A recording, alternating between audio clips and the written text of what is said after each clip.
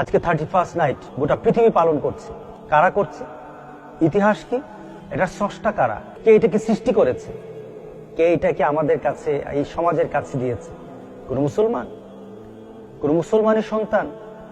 কোন মুসলমান দাবি করে এমন কোন ব্যক্তি না। এটাকে সর্বপ্রথম খ্রিস্টপূর্ব 46 নাম হলো জুলিয়াস সিজার। সে সর্বপ্রথম 31st নাইট উদযাপন করে এবং আনুষ্ঠানিকতা সে আরম্ভ করে। কোন মুসলমান তো নয়। আর জানুয়ারির বা খ্রিস্টাব্দ যে ক্যালেন্ডার, এটা কোনো মুসলমানের নয়, এটা খ্রিস্টিয়ানদের। তাদের নীতি হতে পারে, তাদের আদর্শ হতে পারে, তারা উদযাপন করতে পারে, তারা আনন্দ করতে পারে। আমি মুসলমান হিসেবে কিসের আনন্দ? যখন আমি আনন্দ করব তখন আমি আল্লাহ এবং রাসূলের নীতিতে আনন্দ করব।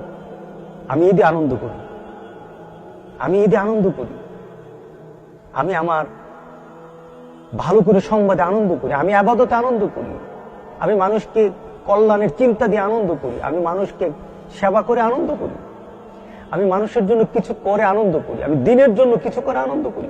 আমার আনন্দ তো সেখানে। কারণটা হলো সেই বুদ্ধিমান যে তার কর্মকে আখিরাতের সাথে যুক্ত করে কর্ম করতে পারে, আখিরাতকে নিয়ে কাজ করতে পারে, যার জন্য রাসূল পাক সাল্লাল্লাহু আলাইহি সাল্লাম বলেছেন, আল কাইসু মান দানা নাফসা ওয়া আমিলা লিমা বাদাল মাউত। একটা ব্যক্তি তার কর্মটা কিভাবে সাজাবে, কিভাবে করবে, সে কিভাবে বুদ্ধিমান হবে, সে নিজে কিভাবে নিজেকে ইন্টেলেক্ট হিসাবে মানুষের কাছে পরিচিত, আখিরাতে পরিচয় দিবে আল্লাহর দরবারে।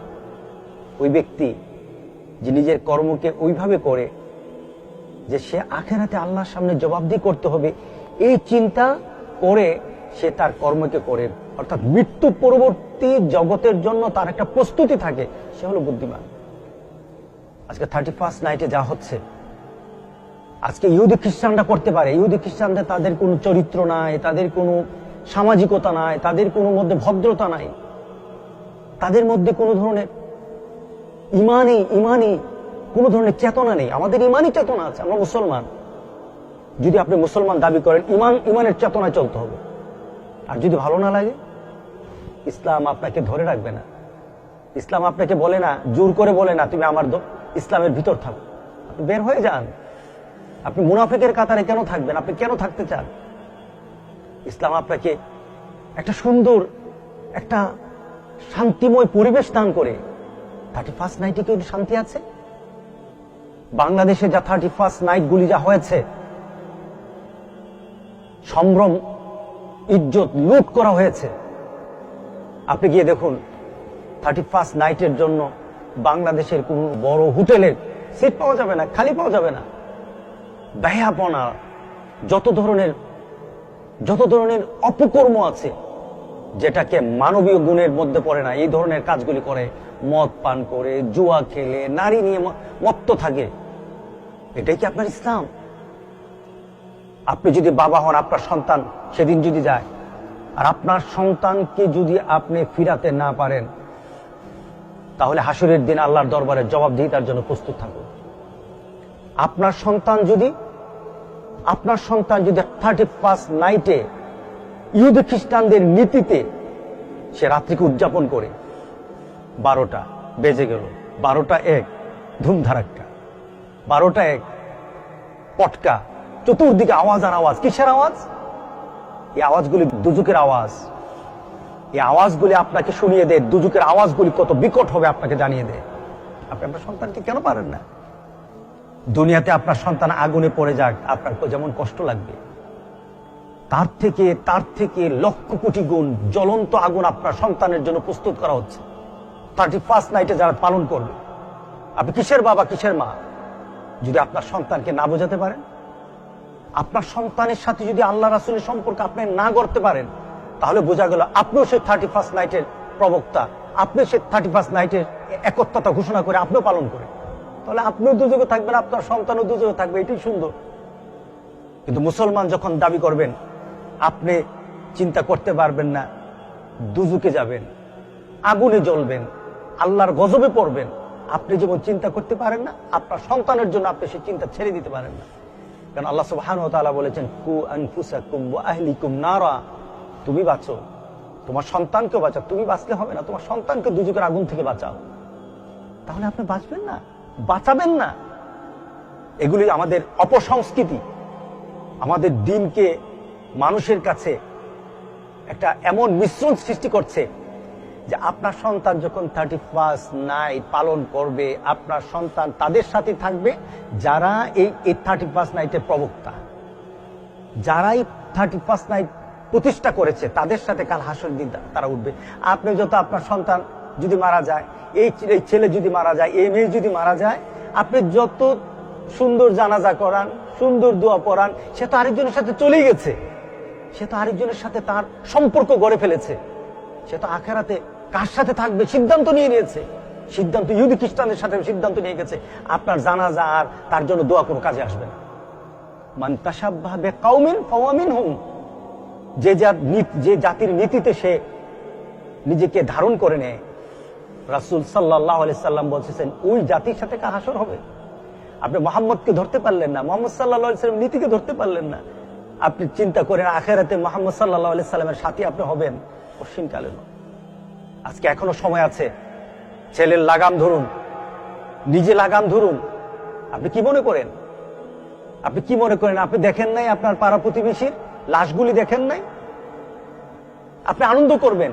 গত 1 বছরে কত মানুষ ঝরে গেছে, আপনার সামনেই তো অনেকে সাদা কাপড় পরে দুনিয়া থেকে বিদায় হয়ে গেছে। তার বাড়িঘরগুলি নাই, তার সম্পদ নাই, তার ব্যবসা নাই, তার রাজনীতি নাই, তার সমাজনীতি নাই, সবই তো ছিল। কোথায় আছে তার? আজকে কোথায়? একটা টুকরা কাপড় পরে দুনিয়া থেকে চলে গেছে। আপনি কি করবেন? আপনার জন্য কি অনেক কিছু দেওয়া হবে? গত জীবনে যা চলে গেছে সেটা হলো আমার জন্য অনুশোচনা। গত জীবনে যা চলে গেছে অনুশোচনা। আরে আমার থেকে 1 বছর চলে গেল। 1 বছর কি? যা 1 বছর তো আমার জীবনের অংশ। 1 বছর কি? 1 বছর তো আমার জীবনের একটা সময়, এটা আমার সময়। আর আমি 1 বছর অগ্রসর হচ্ছে কোন দিকে? মৃত্যুর দিকে। আমি 1 বছর অগ্রসর হচ্ছে মৃত্যুর দিকে। আমাকে মৃত্যুর দিকে টেনে নিচ্ছে। প্রতিটা শ্বাস প্রশ্বাস, প্রতিটা শ্বাস প্রশ্বাস আমাকে মৃত্যুর দিকে টেনে নিচ্ছে। আর আপনি আনন্দ করবেন? আল্লাহ সুবহানাহু ওয়া তাআলা আপনার আনন্দের মধ্যে ঘোষণা দিচ্ছেন, ওয়াল আসর ইন্নাল ইনসানা লাফি খুসর। এই সময়ের সাথে যারা নিজেকে মিলে আনন্দ করতে চাও, তোমরা আনন্দ করার কোনো সুযোগ নেই, তোমরা ক্ষতিগ্রস্ত। কারণ প্রত্যেকটি শ্বাস দিয়ে তোমাকে কিন্তু আমি তোমার জীবনকে ধ্বংস করে দেওয়ার দিকে ধাবিত করছি। তোমাকে, তুমি আস্তে আস্তে ধ্বংসের দিকে যাচ্ছ। একটা ব্যক্তি হাতে যদি বরফ নেয়, বরফ কি হাতে থাকবে? টপ টপ করে পানি পড়বে। পানিটা কোত্থেকে পড়ে?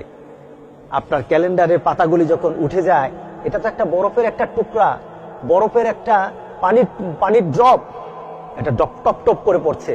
ক্যালেন্ডার কিন্তু উঠতেছে, ক্যালেন্ডার শেষ হয়ে যায়, আবার নতুন ক্যালেন্ডার। একদিন দেখা যাবে ক্যালেন্ডার উঠবে না, আপনিও নেই। এটাই তো জীবন। 31st নাইট বলতে আমাদের কিছু নেই। আমাদের জন্য কি আছে? আমরা আল্লাহর কাছে বলবো, ইন্নাল ইনসানা লাফি খুসর। তুমি মানুষকে বলেছো মানুষ ক্ষতিগ্রস্তের মধ্যে আছে, মানুষ ক্ষতিগ্রস্তের মধ্যে পড়ে আছে। মাহবুব, তুমি তো আবার শেষ দিয়ে বললা, ইল্লাল্লাযীনা আমানু ওয়া আমিলুস সালিহাত, যারা ঈমান আনে এবং যারা নেক আমল করে, ওয়া তাওয়াসাউ বিল হক ওয়া তাওয়াসাউ বিস সবর, যারা মানুষকে সত্যের পথে, কল্যাণের পথে এবং মানুষকে ধৈর্যের প্রতি আহ্বান করে, আসো কল্যাণের দিকে, আসো ধৈর্য ধারণ করো সকল বিষয়ে। এই বিষয়গুলি যারা আহ্বান করে, তুমি বলেছো তারা ক্ষতিগ্রস্ত হবে না। আমরা তো সেটাই বিশ্বাস করি। যদি তুমি আমাদেরকে ক্ষতিগ্রস্ত করে দাও, ক্ষতিগ্রস্তদের মধ্যে সামিল করে দাও, তাহলে তো আমাদের উপায় থাকবে না। মাহমুদ, আমরা এই 31st নাইট আর আগামী বছরের জন্য যতদিন বেঁচে থাকি, আমরা যেন ক্ষতিগ্রস্ত না হই, এমন একটা চিন্তা, চেতনা, ভাবনা, আমল করার চিন্তা আমাদের মধ্যে দান করে দাও, শক্তি আমাদেরকে দান করে দাও। আর গত জীবনে যেগুলি আমরা করতে পারি নাই, আমরা এটাকে আমাদের থেকে হারিয়ে গেছে এমন ইবাদত, এমন আমল, এমন চিন্তা, এমন ভাবনা, এমন ব্যবহার, এমন আচরণ যেটা আমাদের আখিরাতের জন্য ভালো হবে না, যেটা চলে গেছে আমাদের থেকে। মাহমুদ, সেগুলি মাফ করে দাও।